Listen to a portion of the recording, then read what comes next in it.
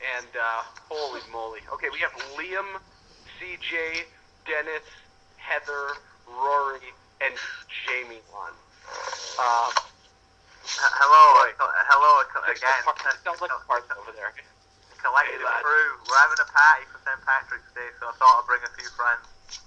Yeah. Alright, good to bring a little Ireland to the show. This is not a little Ireland. This is a lot of Ireland. We have a lot of callers from this one line, so. I got a real Okay. Alright, Jamie? Okay, so my question is, what do you think of The Undertaker, and what was your favorite match with The Undertaker? I always had a lot of respect for Undertaker. He was always a real pros pro in there. He was always a good guy, safe guy to wrestle. It was always he was a pro all the way through it. Got nothing but the highest respect for him as a wrestler. I would consider him one of the top workers that I ever had the pleasure of being in the ring with. As for my favorite match, I always loved the match I had over in England with the Birmingham one night only match, but my favorite was the SummerSlam a few months before that, where Sean was involved as the referee, and where I won the title for the fifth time.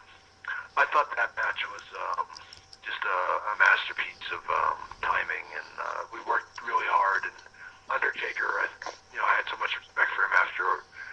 There's a scene in Wrestling with Shadows where I come back after that match and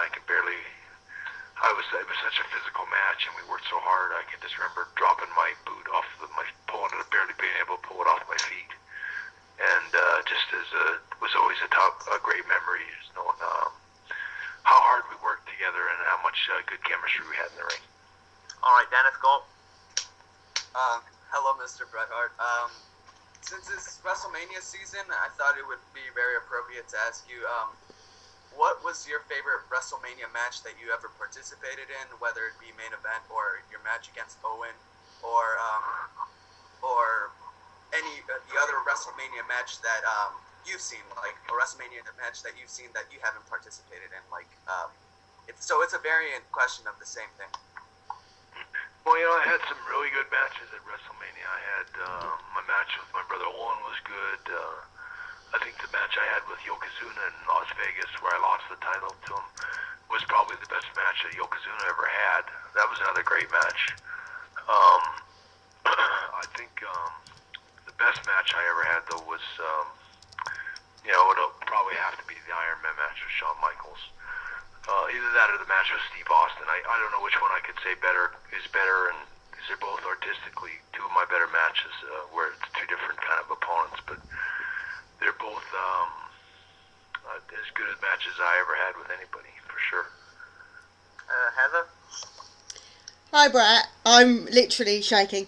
I've been a massive fan of yours since right back in '89, and I think you are definitely one of the best of all time.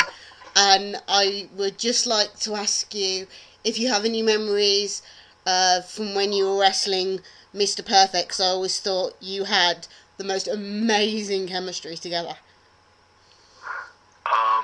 I had some great matches with Kurt. Probably the best matches we ever had were not filmed, or at least not very often. And that was probably before SummerSlam. We wrestled each other for about a year and a half, off and on, in different cities across North America, mostly North America, where we just had great matches every night. And I had one that I wrote about in my book in particular that was in Anchorage, Alaska, that I think was by far the best match we ever had. The SummerSlam match I had with him was a very good match, but Kurt was actually injured pretty bad at the time and was limited with a lot of what he could do as far as his back went. And the match I had with him a few years later at the King of the Ring was also another classic match. Okay, CJ, go. Yo, hit me. How you been, man?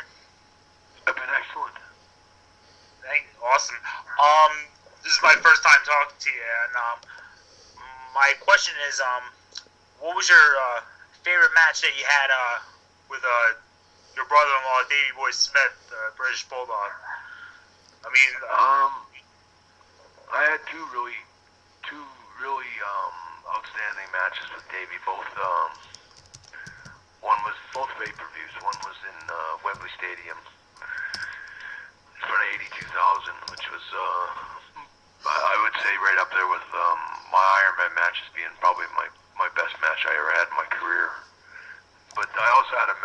Davey in Hershey Park, Pennsylvania, where I was the In Your House match where I defended my title against him. And it was an awesome match that we had that day too, and we did a lot of things in that match that were new and innovative and things that nobody had seen before. And I think in a lot of ways that might have been the last really great match that Davey ever had. He had some great matches. He had some good matches with my brother Owen too around that time, and I think that would have been the last really great stuff that we got out of the Bulldog. Roray, go. Alright, Mr. Bret, it's an honor talking to you, and my question is, in the past, let's say a year or two, who is the person that WWE has dropped the ball with, in your opinion?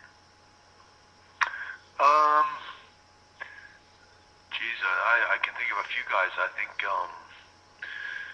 the guy that comes to mind the most probably would be maybe Drew McIntyre a little bit. I think they need to step it up with him a little bit more. For some reason, it seems that as of late, Sheamus has been getting a little less attention than he deserves, and I don't know why that would be. But I don't know. I think even DiBiase and Cody Rhodes were stronger a year ago than they are now, and I think that these guys are all real talented guys that they've lost a little momentum, I think, due to the sort of maybe the writing or the story writing or the booking. But you can't stop talent. I think it's just a matter of ramping up their profiles and doing a little bit more with them. I think the biggest example that I can think of of someone that was used wrong was maybe just a few days ago with the guy that I can't even remember his name. He had the Brodo something or the funny haircut. Brodus Clay, is it? Yeah, that's the guy. He had the mohawk, and I just thought he looked really impressive and looked like he could really work. He was doing a lot of really good stuff, and he looked really. I don't know. It just seemed like he could have been a bit more of a monster and been more. I could see him working with a lot of different guys and having, being sort of seen as a unstoppable force for a little while until somebody can stop him. And I love Christian and everything, and I'm glad he was at least, that he was at least the guy that got his hand raised. But I don't know why they would beat a guy like that first day on TV, first chance he gets to be to establish himself in any kind of way at all. They pin his shoulders to the mat very first night. And I go, what's the point of that? So I think a lot of things like that. I think that's just my opinion. But big guys like that are less and less. You see less and less of them in business now. You see a lot of guys that have the same bodies. They all look at the little six-pack abs, and they're all flipping, rolling around. It's not a whole lot of difference between the Kofi Kingstons and the John Morrisons and everybody. Are all starting to look the same. They all got the perfect little bodies, physiques, and I'm not criticizing them at all, but I think they stand out so much more when they're not so much when they're wrestling each other, but when they get to wrestle somebody that looks like Mabel or Yokozuna or King Kong Bundy, or don't forget that those guys are all big draws in their own way. They got a place in wrestling. It's not all for just little skinny guys. Heather's just got one quick question, and then we'll let you go, Bret. Okay. Sure. Good man. I was just wondering what your favourite part of wrestling in England and Europe was. It used to be the fans. I remember in all over the UK, like even in Scotland and Ireland, and fans be waiting outside the hotels, and people be crowding outside the streets and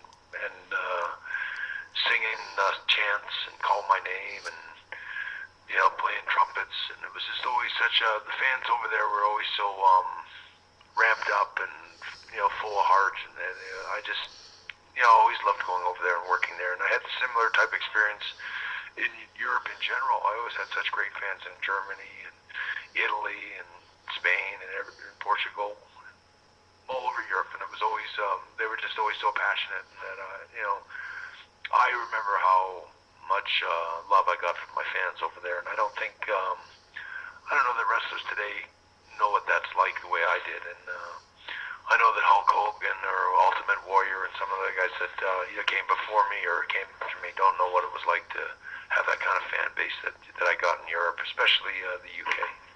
Yeah, well, we never forgot you, and we'll always love you, Bret. All right. Thank you. Thank you, guys. Thank you. Connect to Allstate now for a free car insurance quote and save up to 20